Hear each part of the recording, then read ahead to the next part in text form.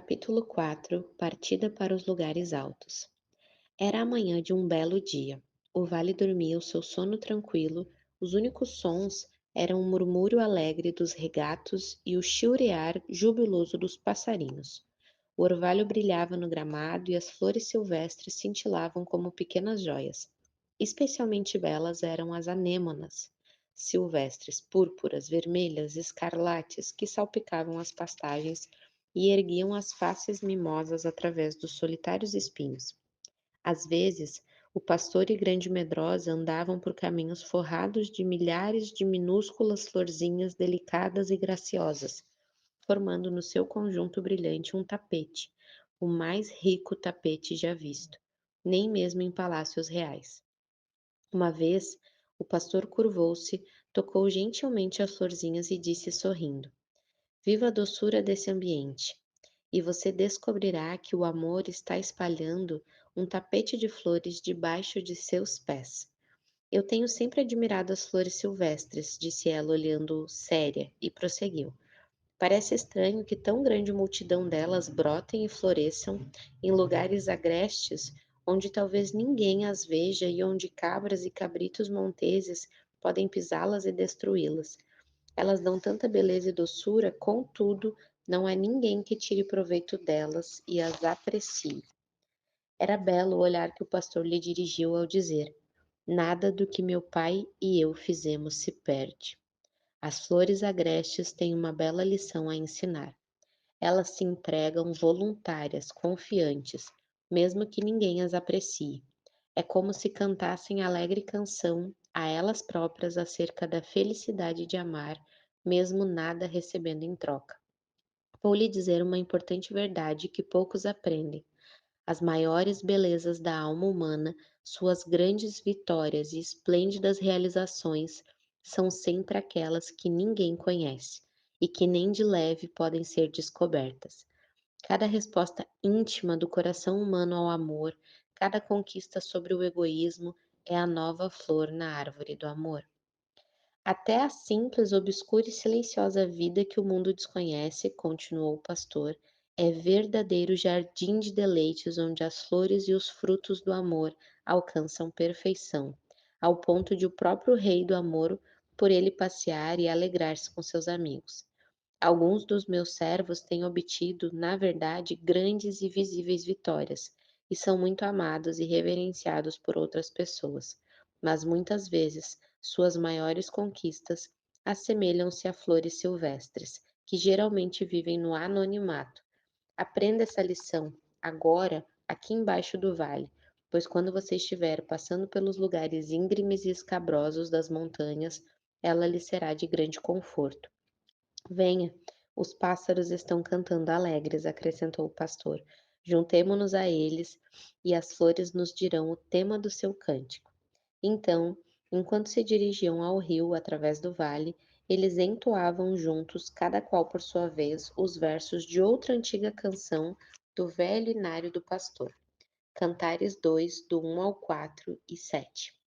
Sou a rosa de Saron e dos vales sou o lírio, como flor entre os espinhos é o amor meu por você. Macieira linda meu amado é, a mais bela do pomar, eu sentada à sua sombra provei fruto doce ao paladar. Ao palácio fui levada para a sala de banquetes e comigo a mais pequena dividir foi seu poder. Quero ajuda, me conforte, de vergonha estou enferma, sou indigna do seu nome e de ser sua consorte. Minhas filhas eu lhe peço, peço às servas e gazelas, não despertem meu amado, até que me ame, eu mereço. Ao concluírem a canção, chegaram a uma violenta correnteza que cruzava seu caminho e caía em cascata lá embaixo, do outro lado. A correnteza veloz impregnava o vale com sua doce e alegre melodia.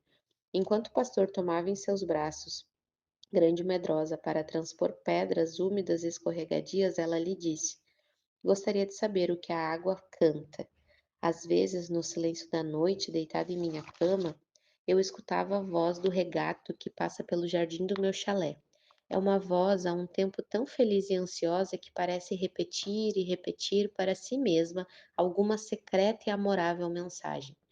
Mesmo que todas as águas correm cantando a mesma canção em tom alto e claro, ou suave ou baixo? Gostaria de saber o que essas águas dizem. É bem diferente das vozes do mar e do oceano, mas nunca consigo entendê-las. É uma linguagem desconhecida. Me diz, pastor, o que cantam as águas nesse percurso? O pastor tornou a sorrir e eles pararam alguns minutos ao lado da corrente, que parecia cantar mais alto e exultante, como se soubesse que os dois caminhantes haviam parado para escutá-la. Enquanto a jovem permanecia ao lado do pastor, pouco a pouco os ouvidos e entendimento dela se abriram, e a linguagem da água pareceu-lhe clara. Em virtude de ser impossível escrever a mensagem da água na sua própria linguagem, o resultado do meu esforço será, por certo, muito pobre. Embora essa canção possa ser musicada, é mais difícil lidar com as palavras.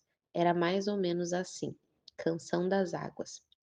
Vem, ó vem, saltar, correr, para baixo, mais e mais descendo.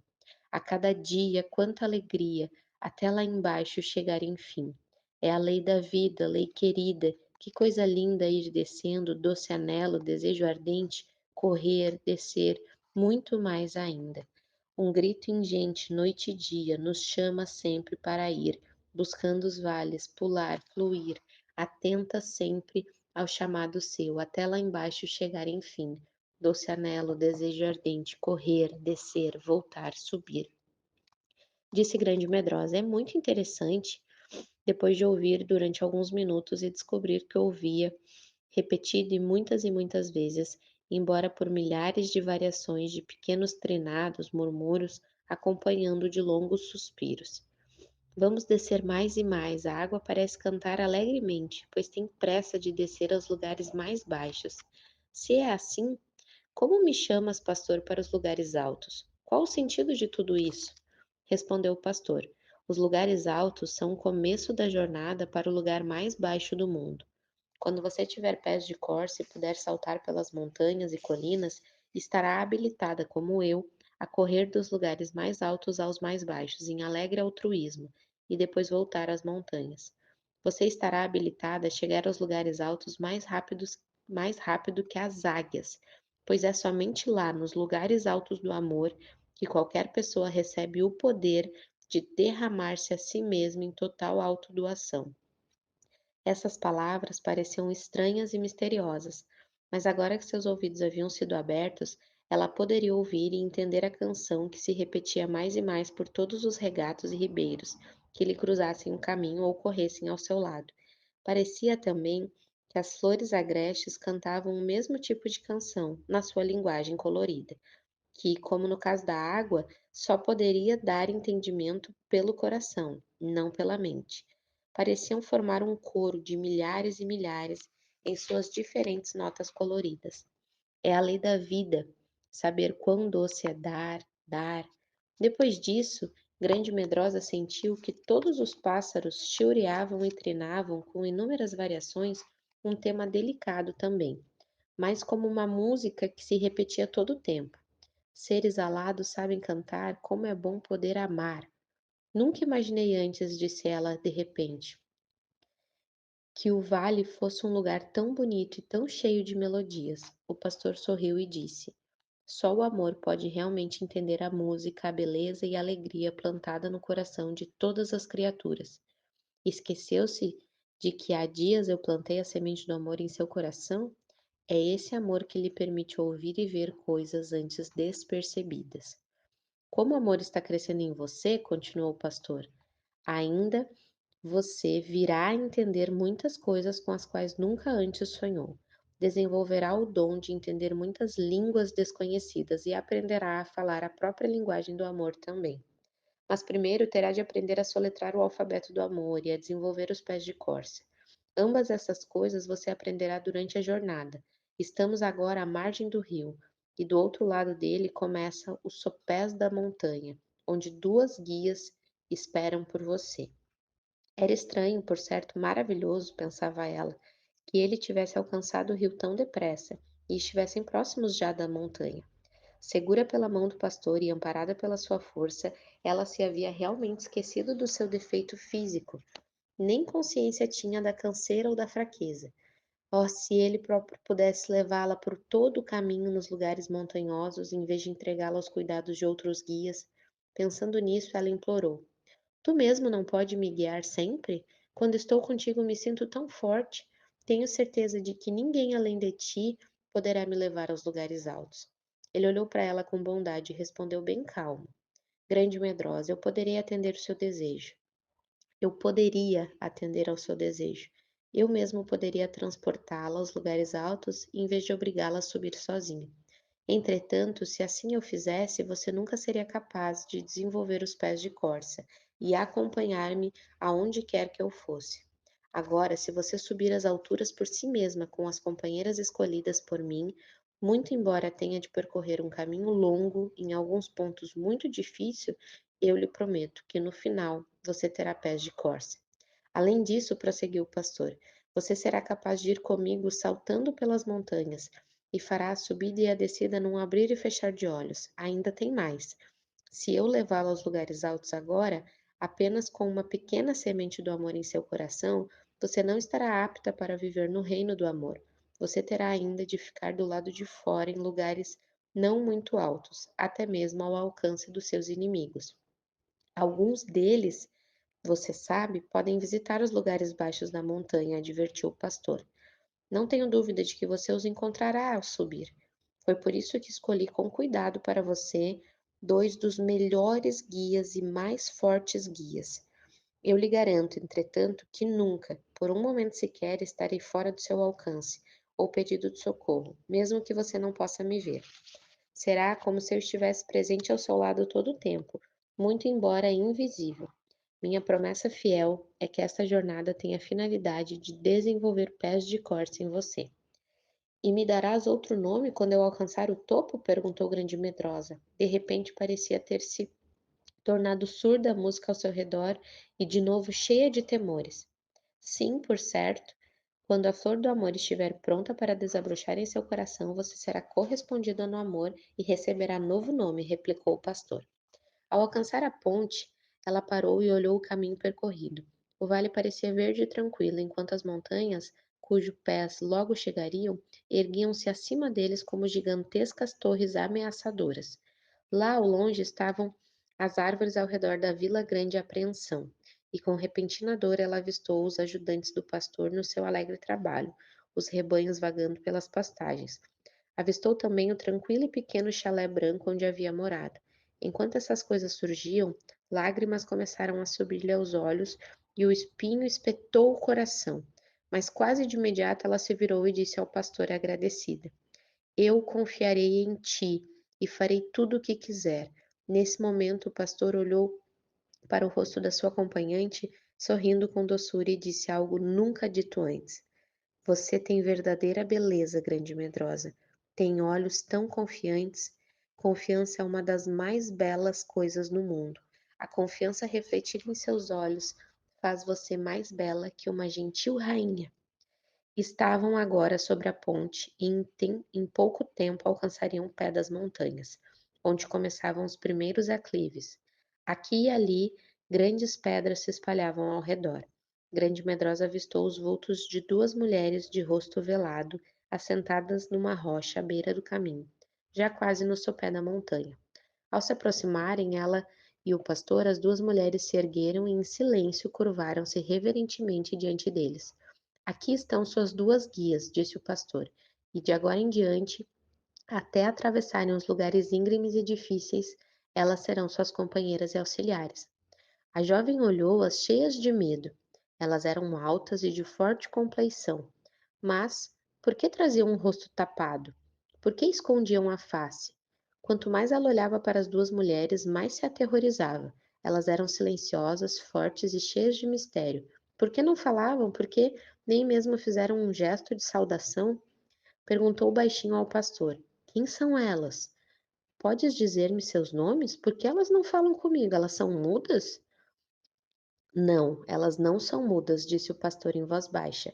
Elas falam uma linguagem nova, um dialeto das montanhas, o qual você ainda não conhece.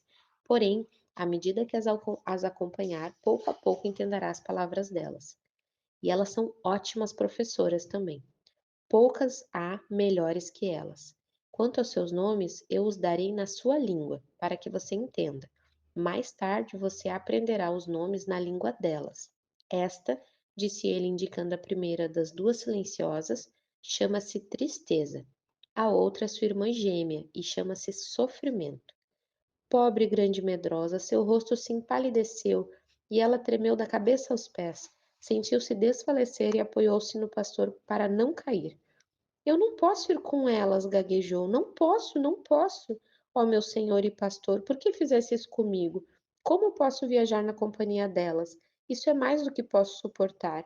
Tu me dizes que o caminho da montanha já é íngreme e escabroso, que não posso percorrê-lo sozinho.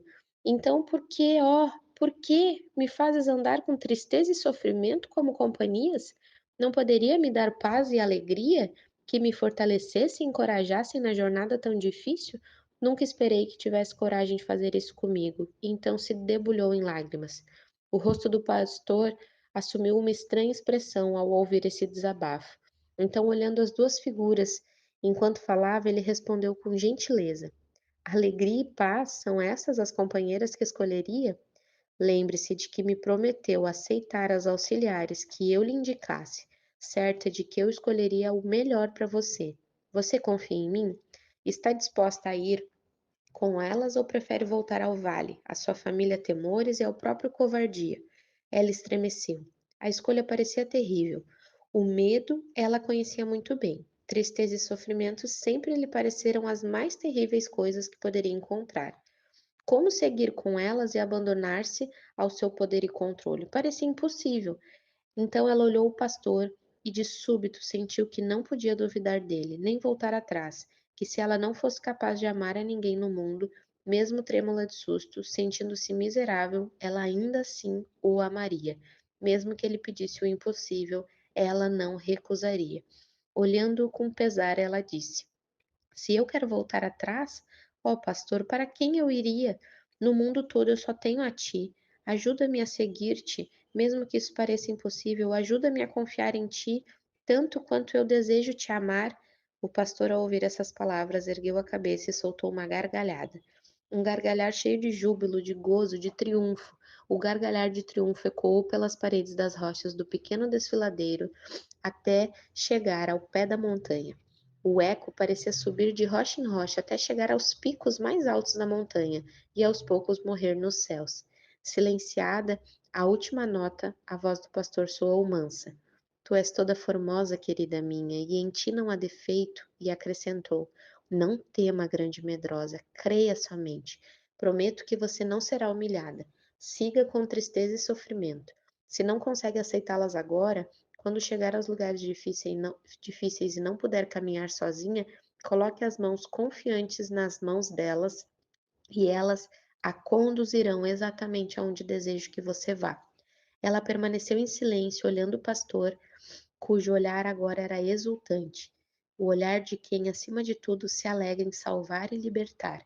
No coração dela, a letra de um hino escrito por um dos seguidores do pastor começou a soar. Ela começou a cantarolar doce e suavemente. Oh, deixe a tristeza fazer seu trabalho, lágrimas e dor trazendo a mim, mensageiras serão no meu coração, deixando marcas de doce refrão. Quero sentir mais amor, ó Senhor, meu Cristo, sentir por ti mais amor. Outros devem ter passado por aqui antes de mim, pensou ela, e poderiam ter cantado essa canção também. Será ele, que é tão forte e gentil, menos fiel e misericordioso comigo, que sou fraca e covarde criatura, quando é óbvio que ele se deleita acima de tudo em me libertar de todos os medos e levá-los a salvo aos lugares altos? Com isso veio-lhe o pensamento de que quanto mais depressa fosse ela, com suas novas guias, tanto mais rapidamente alcançaria os lugares altos. Ela seguiu em frente, olhando as figuras veladas, disse com uma coragem que nunca pensou que tivesse antes: Eu irei com vocês, por favor, mostrem-me o caminho. Por enquanto, ela não se atrevia a segurar nas mãos delas. O pastor riu de novo e disse com clareza: Deixo-lhe a minha paz. Minha alegria será plena em você. Lembre-se de que eu mesmo me comprometi a levá-la aos lugares altos, no topo destas montanhas, e que você não será humilhada. E agora, até que refresque o dia e fujam as sombras, vai semelhantemente ao gamo ou ao filho das gazelas sobre os montes escabrosos. Cantares 2:17. Momentos depois, antes de Grande Medrosa perceber o que estava acontecendo, ele saltou para uma grande rocha ao lado do caminho e dali para outra e mais outra, com movimentos tão rápidos que seus olhos mal podiam acompanhar. Ele foi saltando lépido pelas montanhas, subindo cada vez mais alto até que se perder de vista. Quando não puderam mais vê-lo, ela e suas duas novas companheiras começaram a jornada. Deve ter sido um quadro curioso esse começo de jornada. Grande e Medrosa cocheando em direção aos lugares altos, tão longe quanto possível das duas figuras veladas, fingindo não ver as mãos estendidas para ela. Mas ninguém poderia observar essa cena, pois se de fato há um processo secreto, esse é o desenvolvimento de pés de corça, o qual não permitem nenhum observador.